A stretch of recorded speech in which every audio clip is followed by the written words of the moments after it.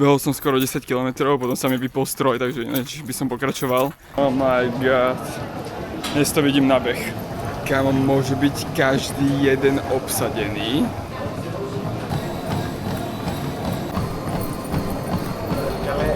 Todo se suele orden al agua que tiene.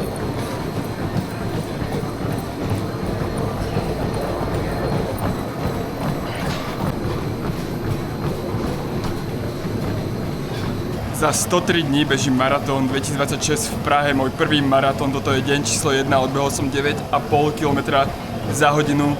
Mesiac som nebehal, lebo mi trhali zuby múdrosti, je mi pekne na hovno. Spotený, všetko ma bolí.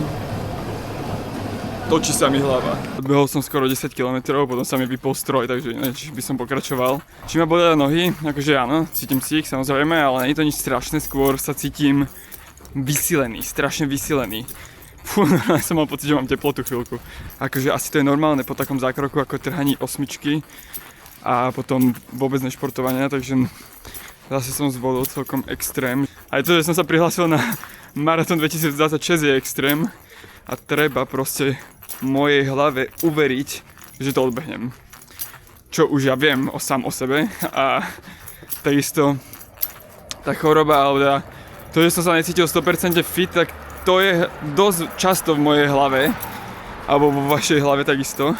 Základ je uveriť, že si zdravý. Mňa ešte dneska ma trochu bolela hlava, zajtra by ma trochu bolela hlava, pozajtra, takto by sa to ťahlo. Ne, už dosť. Som si povedal, že proste som dostatočne silný na to, aby som uveril. A ja som uveril a odbehol som 10 km a je mi dobre a bude mi dobre a zajtra sa zobudím a som zdravý. Bez bolesti.